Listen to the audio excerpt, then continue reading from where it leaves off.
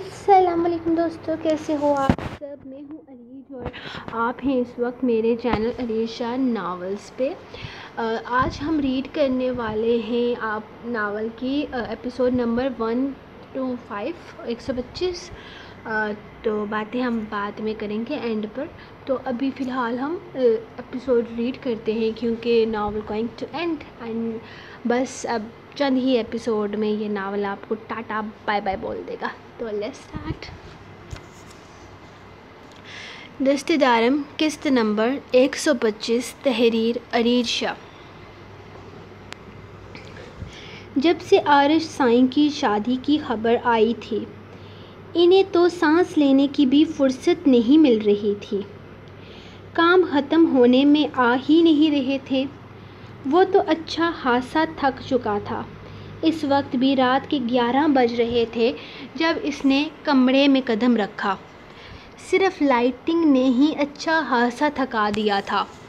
ملازموں کے ساتھ مل کر کام کرتے کرتے اسے اپنے کمرے میں آرام کی خاطر بھیجا گیا تھا۔ وہ بھی نہ جانے کیسے بابا سائیں کو رحم آ گیا، ورنہ آج رات تو اس نے اپنی شادی کی خوشی میں پتہ نہیں کون کون سی سزا دینی تھی۔ خود تو خوشی کے مارے شاید اسے نیند ہی نہیں آ رہی تھی، لیکن ان کی نیندیں برباد کرنے میں وہ اہم کردار ادا کر رہا تھا۔ اب آخر کار جب انہیں سونے کی اجازت ملی تو وہ اپنے کمرے میں آیا، جہاں بیڈ پر اس کو پرسکون نیند لیتے ہوئے دیکھا تو اس کے چہرے پر مسکراہٹ پھیل گئی۔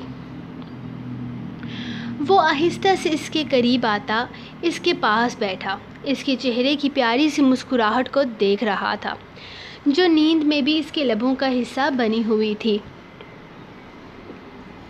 میری معصوم لومڑی سوتے ہوئے مسکراتی ہے، وہ آہستہ سے اس کی پیشانی پر اپنی انگلی سے لکیر کھینچتا مسکراتے ہوئے بولا تھا۔ شاید اپنے چہرے پہ رکھی ہوئی اس کی انگلی کو وہ بھی محسوس کر چکی تھی، تبھی تو آنکھوں کی پلکوں پر ذرا سی حرکت ہوئی۔ لیکن یقیناً وہ گہری نیند میں تھی اور اس کی گہری نیند کا فائدہ ساحر سائیں نہ اٹھائے، ایسا تو ممکن ہی نہیں تھا۔ اس کی گہری نیند کو محسوس کرتے ہوئے وہ بے اختیار ہی اس کے لبوں پر اپنے لب رکھ چکا تھا۔ اس کا ارادہ بس چھوٹا سا کس کرنے کا تھا، لیکن اب اس کی نیت پوری طرح خراب ہو چکی تھی، اور ویسے بھی وہ اس کے لبوں کو اپنا نشہ کہتا تھا، تو وہ اپنا نشہ کیوں نہ پورا کرتا۔ اپنی سانسوں کی قید زاوش محسوس کر چکی تھی، اسی لیے تو اپنے ساتھ ہونے والے اس بے رحمانہ سلوک پر فوراً آنکھیں کھولے اسے خود سے پیچھے کرنے کی ناکام کوشش کرنے لگی۔ لیکن ساحر سائیں کو اس پر رحم ہرگز نہیں آیا تھا۔ اس کے دونوں ہاتھوں کو اپنے کندھے سے ہٹاتے ہوئے وہ تکیے پر رکھ کر اس پر مکمل جھکا تھا۔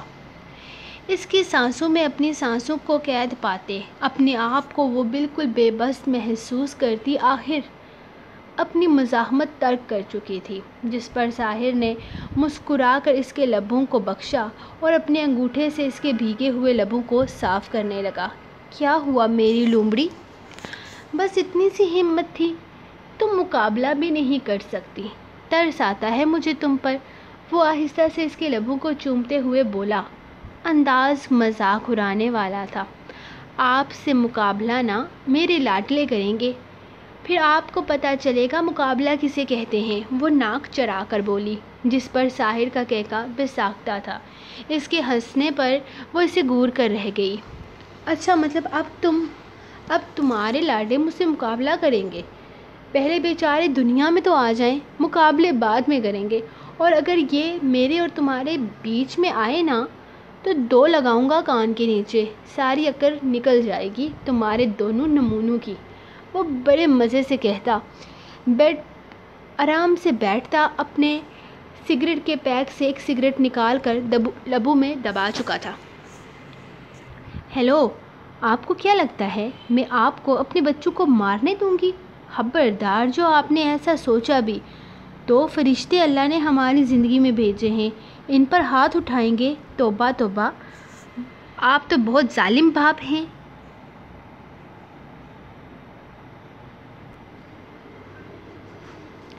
یا اللہ رحم، یہ تو ابھی سے میرے معصوم بچوں کے دشمن بنے ہوئے ہیں۔ وہ اس کی بات سن کر حیران ہو گئی تھی۔ ہاں تو تمہیں کیا لگتا ہے شہزادہ بنا کر رکھوں گا نا؟ لاڈ پیار صرف اس وقت جب مجھے ان پر پیار آئے گا، اور مجھے تو ویسے ہی لگ رہا ہے کہ یہ پیار پانے والا کام کم ہی ہوگا۔ مطلب تمہیں اب سے شیر بنا رہے ہیں، ان سے میں آگے کیا امید رکھوں؟ مجھے تو یہی لگتا ہے کہ یہ دونوں آنے کے بعد تمہیں مزید بگاڑ دیں گے۔ تم تو ابھی سے ہی ان دونوں کے بلبوتے پر شیرنی ہو گئی ہو، تو ان کے آنے کے بعد میں کیسے اچھی امید کر سکتا ہوں؟ یہ تو تمہیں میرے خلاف ہی کر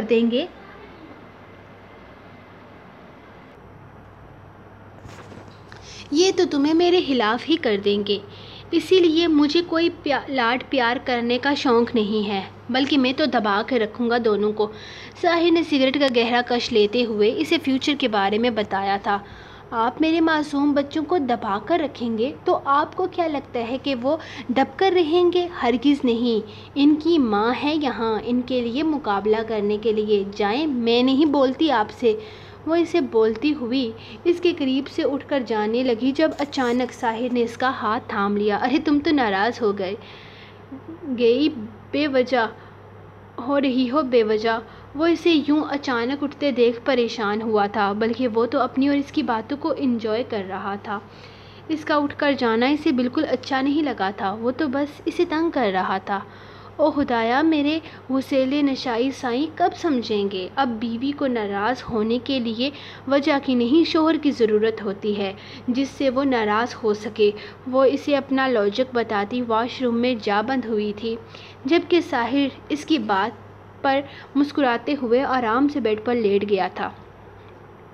وہ لڑتی بھی بے وجہ تھی، ناراض بھی بے وجہ ہوتی تھی، کیونکہ اماں سائیں کا کہنا تھا کہ یہ چوچلے شوہر کے سامنے کرنے کے ہوتے ہیں، اور اب جب اس کے پاس ایک عدد شوہر موجود تھا تو وہ یہ چوچلے کیوں نہ کرتی۔ ارے ثانیہ، میرا بچہ، میں کب سے تمہارا انتظار کر رہا تھا اور تم یہاں ہو۔ وہ ہاتھ میں 2 چاکلیٹس لیے اس کے پاس آ بیٹھا تھا، جو کتابوں میں سر دیے نہ جانے کون سے سوالات حل کرنے کی ناکام کوشش کر رہی تھی۔ ارشدہ سائیں، آپ مجھے کیوں ڈھونڈ رہے تھے؟ یہ میرے لیے ہے نا؟ وہ چاکلیٹ دیکھ کر بولی۔ اس سے پہلے کہ وہ اس سے چاکلیٹ لیتی وہ اپنا ہاتھ اس کی پہنچ سے دور کر چکا تھا۔ میں تمہارے لیے چاکلیٹ کیوں لاؤں گا؟ بے وقوف لڑکی، یہ تو میں اپنے لیے لایا ہوں۔ مجھے چاکلیٹ بہت پسند ہے، اس کا نا اپنا ہی ٹیسٹ ہوتا ہے، اور یہ تو اتنے مزے کی ہے کہ میں تمہیں کیا بتاؤں۔ وہ اس کے سامنے چاکلیٹ کا پیک کھولتے ہوئے اسے بڑے مزے سے دیکھ کر بولا تھا۔ اچھا، تو آپ اپنے لیے لے کر آئے ہو تو مجھے کیوں دکھا رہے ہیں؟ جا کر اپنے کمرے میں بیٹھ کر کھائیں، مجھے پڑھائی کرنے دیں۔ کچھ دنوں میں میری ادی کی شادی ہے، اور شادی کو مکمل انجوائے کرنے کے لیے مجھے اپنے پیپرز کی تیاری مکمل کرنی ہوگی۔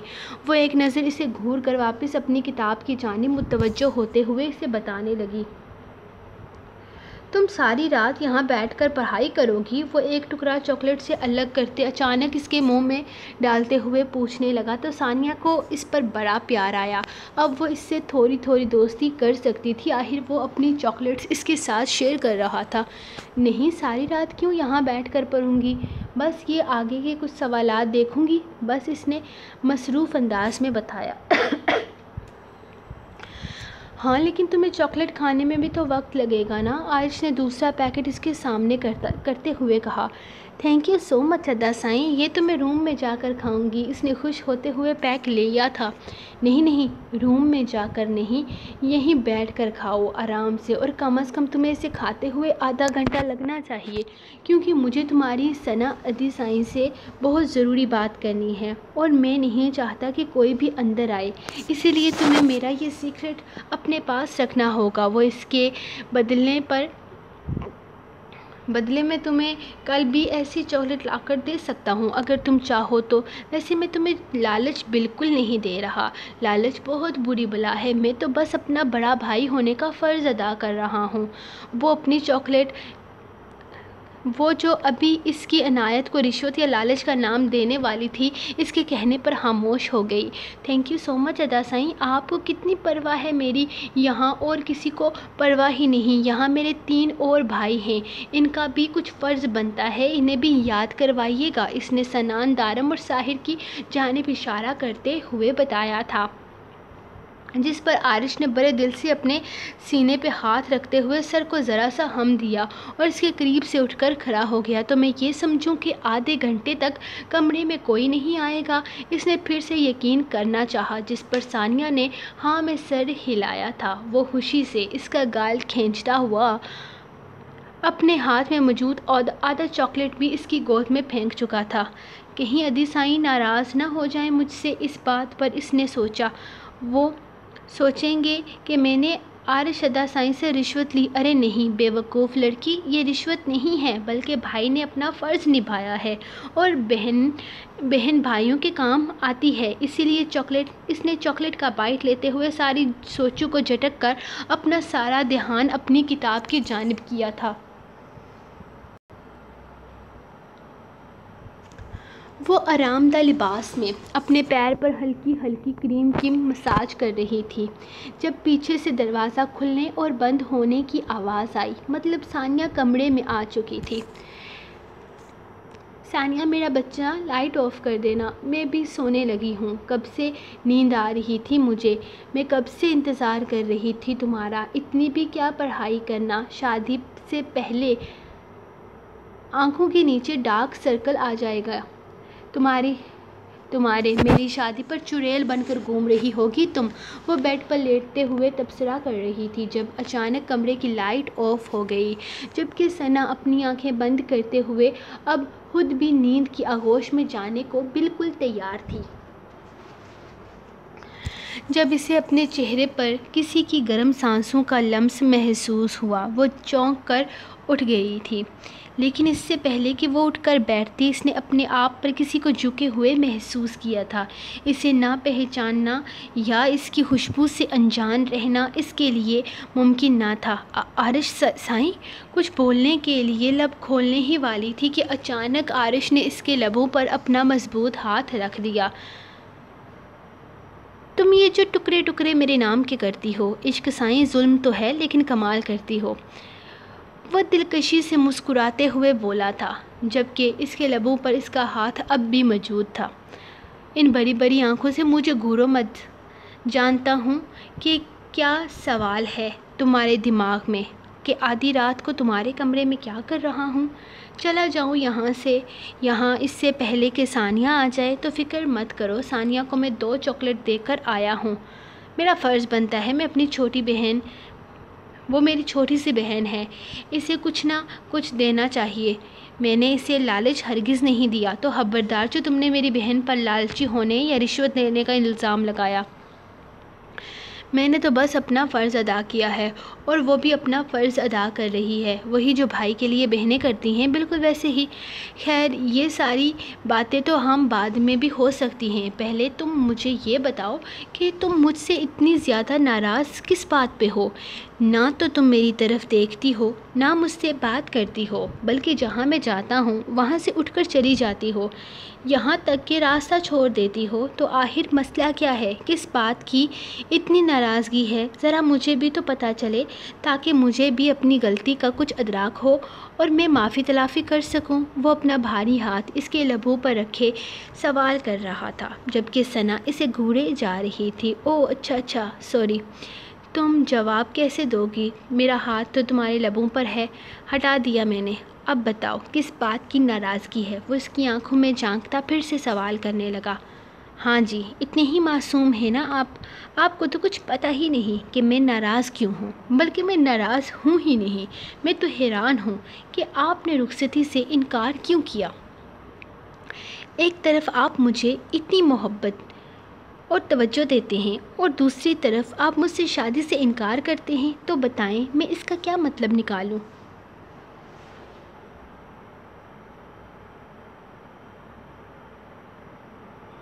مجھے سمجھ میں نہیں آتا، آپ جہاں کہتے ہیں میں آپ کے لیے سب سے زیادہ اہم ہوں، تو وہیں کوئی کام آپ کے لیے مجھ سے زیادہ اہم کیسے ہو سکتا ہے؟ میں اتنے دنوں سے بس یہی سوچ رہی ہوں کہ ایسا کون سا کام ہے جو آپ کے لیے مجھ سے بھی زیادہ اہمیت رکھتا ہے؟ وہ اس سے ذرا فاصلہ بناتے ہوئے اپنا دوپٹہ اپنے کندھوں پر پھیلا کر پوچھنے لگی۔ ہلکی ہلکی روشنی میں وہ اس کے مکمل سراپے کو تو نہیں دیکھ پا رہا تھا، لیکن اس کی احتیاط اسے اچھی لگی تھی۔ وہ آہستہ سے بیڈ پر لیٹ گیا۔ میری زندگی میں دو چیزیں بہت اہمیت رکھتی ہیں، ایک میرے رشتے اور دوسرا میرا کام۔ میں اپنے کام کے بارے میں کچھ نہیں بتا سکتا، بالکل ویسے ہی جیسے میں اپنے رشتے اپنے کام کے بیچ میں نہیں لاتا۔ اپنا کام ختم کر کے اپنی شادی سکون سے کرنا چاہتا ہوں، تاکہ بعد میں ہنی مون پر کوئی ہمیں ڈسٹرب نہ کرے۔ لیکن مجھے تھوڑی نہ پتا تھا کہ جتنی مجھے شادی کی جلدی ہے اتنی ہی تمہیں بھی ہے۔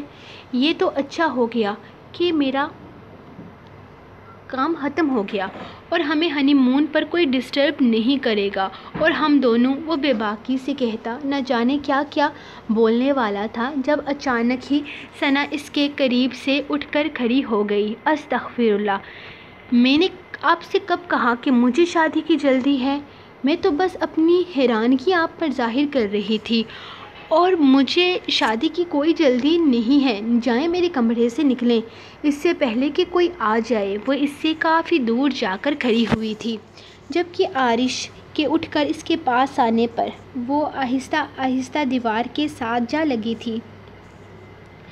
جب آرش نے اپنے دونوں ہاتھ اس کے گرد حصار کی صورت میں باندھ کر اسے قید کر لیا تھا۔ تمہیں شادی کی جلدی ہو یا نہ ہو، لیکن مجھے بہت جلدی ہے۔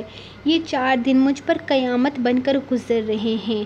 کل ہمارے دن ڈالے جائیں گے، ہمیں مایوں بٹھایا جائے گا، اور میں نے سب کو کہہ دیا ہے کہ میں زیادہ سے زیادہ 3 سے 4 دن انتظار کر پاؤں گا اپنی دلہن کا۔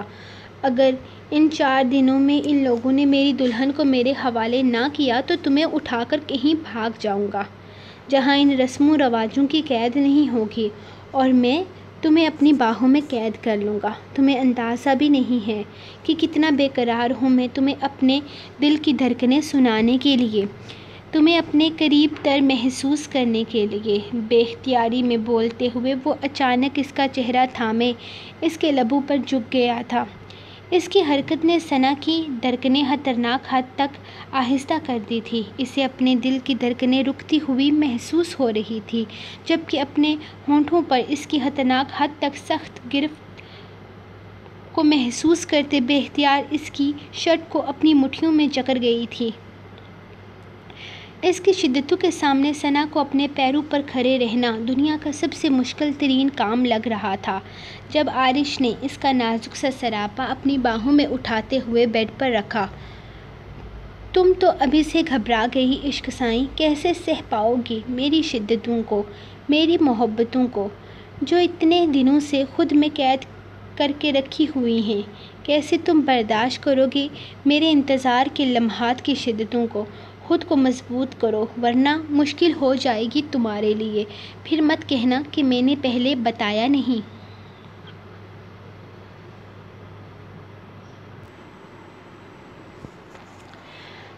بتایا نہیں، میں اب اور انتظار نہیں کر سکتا۔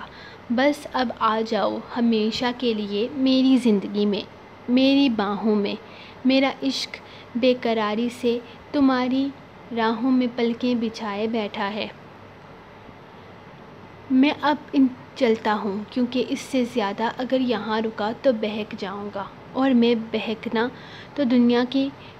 تو دنیا کی کوئی طاقت مجھے روک نہیں پائے گی۔ اسی لیے بہتر ہے کہ میں 4 دن کے بعد ہی بہکوں، وہ بھی پورے حق سے۔ وہ اس کے ماتھے پر بوسہ دیتا تیزی سے کمرے سے نکل گیا تھا، جبکہ اس کی باتوں کو سمجھ کر شرم سے سرخ ہوتی ثنا اپنا چہرہ تکیے میں چھپا گئی تھی۔ اس کے چلے جانے اور ثانیہ کے کمرے میں آ جانے کے بعد بھی وہ ساری رات اپنی دھڑکن یوں ہی بے ترتیب ہوتی محسوس کرتی رہی۔ सो गाइस, ये रही आप लोगों के एपिसोड नंबर 125 यानी कि 125 एपिसोड। तो अभी 5 एपिसोड बाकी हैं, ग्रुप में मुकाबला चल रहा है। तो जिसको तीनों ई बुक्स चाहिए वो अपनी एक्टिवनेस दिखाए और कुछ ही दिनों में आपको हासिल होगी। फर्स्ट पोजीशन वालों को हासिल होगी मेरी तीनों बुक्स। जैसा कि मैं आपको पहले ही बता चुकी हूँ कि मेरी तीनों ई बुक्स उसको मिलेंगी जो कि ग्रुप जो कि एक्टिव होगा, यानी कि 2 बंदे सिलेक्टिव हैं, 3 बंदे भी सिलेक्टिव हैं, यानी कि जो कि ग्रुप में पहले से ही लोग एक्टिव हैं। 2 उनमें से यूट्यूब के मेंबर हैं और बाकी 3 मेंबर फेसबुक के हैं। लेकिन अब भी आपके पास है मौका, जिसको लगता है कि वो मेरी ई बुक बाय नहीं कर सकता या ई बुक अफोर्ड नहीं कर सकता, तो उसके लिए ये एक मौका है कि आप लोग ग्रुप में एक्टिव रहो। और जितना आप लोग एक्टिव रहोगे, एडमिन्स की नज़रों में रहोगे, उतना आपके चांसेस हैं ई बुक विन करने के। तो ये नहीं है कि ई बुक सिर्फ 1-2 बंदों को मिलेगी, बिल्कुल नहीं। ई बुक कम से कम 20 लोगों को मिलेगी, जिसमें फर्स्ट, सेकंड, थर्ड पोजीशंस होंगी।